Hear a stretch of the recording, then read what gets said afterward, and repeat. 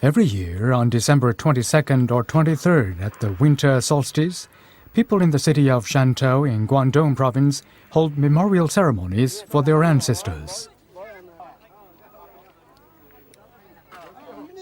Strangely, one family always worships an 18th century king of Siam.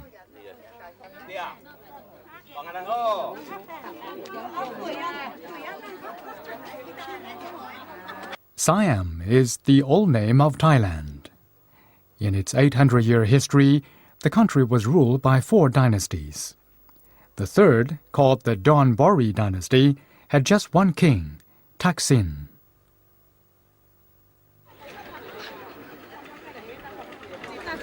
The worshippers belong to a family called Zheng, who come from the village of Huafu in the Qinghai region of Guangdong. Xie Muchuan is a professor at the South China University of Technology. He spent 6 years writing a biography of King Taksin. In the course of researching the book, he paid several visits to Thailand. 达信大帝就叫正信，泰国4个朝代52位皇帝，其中只有4位被称为大帝。称为大帝主要的文韬武略，就是在历史上功劳最大。Professor Xie claims that Zheng Xin was the first Chinese-born king of a foreign country. Zheng came originally from Huafu in the Qinghai district of Shantou.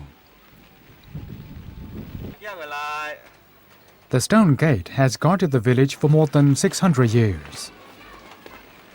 It was built to protect the village from the pirates who raided the town frequently and forced the locals to flee overseas.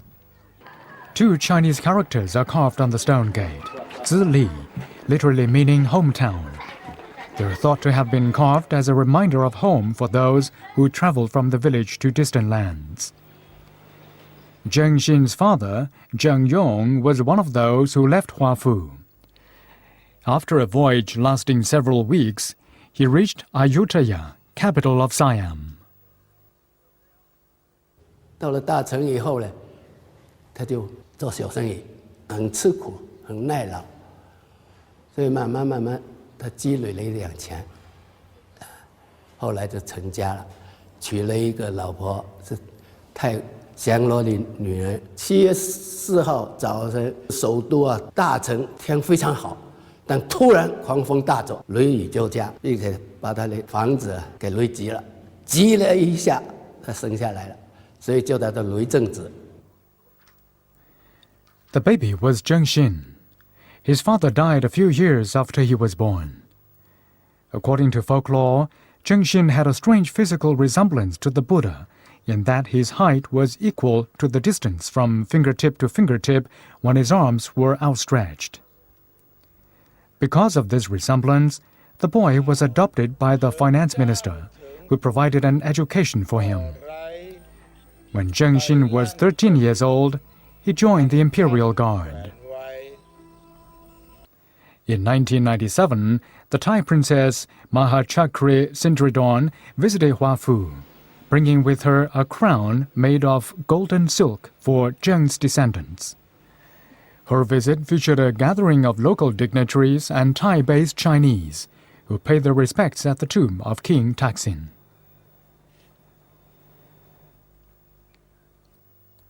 For almost a decade afterwards, Huafu worked to develop a tourist site to commemorate the legendary king.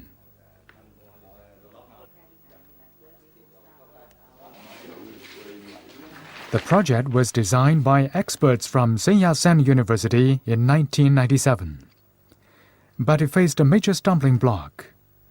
The total investment would amount to the huge sum of 200 million yuan.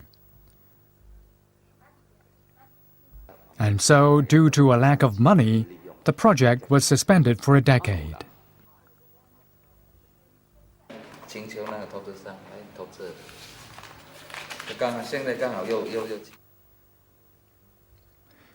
Zheng Xin was a hard-working man. By the age of 31, he had been appointed to a high official rank.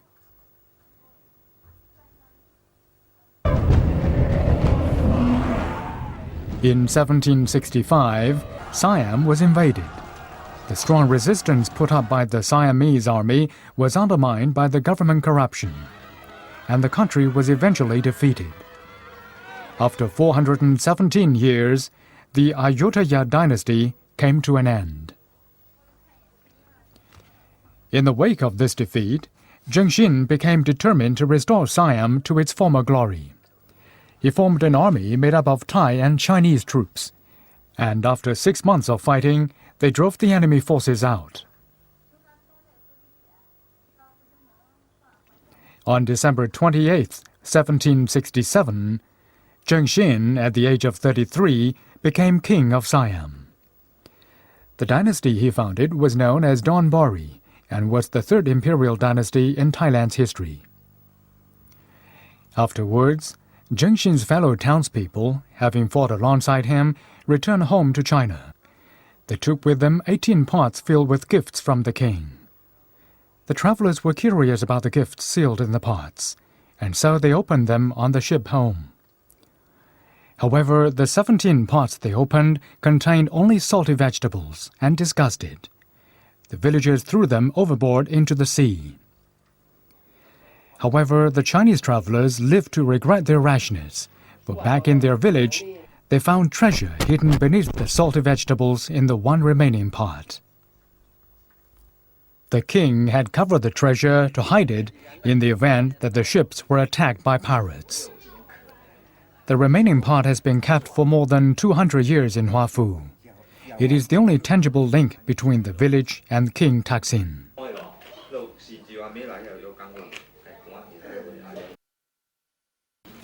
In the autumn of 1782, King Taksin passed away.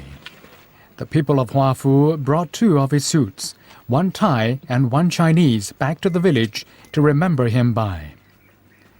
They buried the suits in the Wuya area of the village, and thus created the only tomb of an overseas king on Chinese territory.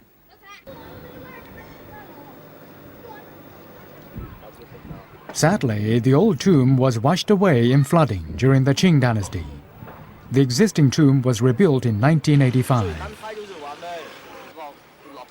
Today, Thai-based Chinese people regularly visit Da Feng Mountain to worship Da Feng, the great 11th century monk of the Song dynasty. On one particular day, 2 men, Du Xiaoshi and Chen Kexin, were waiting at the crossroads. They had a plan in mind. King Taksin united the Thai and Chinese people in defense of Siam against foreign aggressors.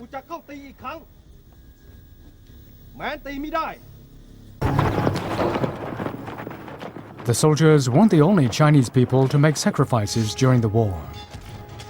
Chinese merchants also sent donations to the king to support the war effort. 因为他是华裔，所以容易比跟他们打交道，有这个号召力。所以有一个是，也是泰国一个官员，他说过，只有他才能做到这一点。A bus rented by a visiting group of Thai Chinese reached the crossroads. Du and Chen were excited at the sight of so many visitors.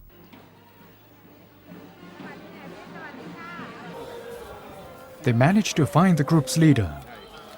But after only a few words, they were evidently disappointed by what he had to say.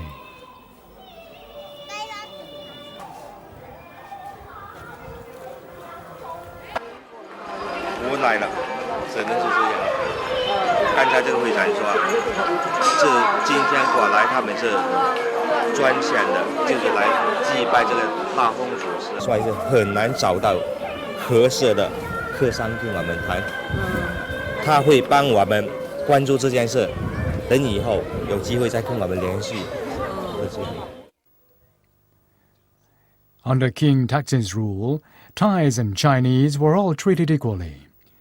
The policy encouraged many businessmen living on China's southeast coast to emigrate to Thailand. Today, around 4/5 of the 7 million Thai Chinese are descendants of immigrants who came initially from Shantou. King Taksin died before he could complete the process of unifying Thailand. In 1955, the Thai government made December 28th the anniversary of King Taksin's crowning a national holiday. In the 1950s, a monument to King Taksin was inaugurated by King Bhumibol Adulyadej. On the monument are carved the words, "The King is a great man in Thailand."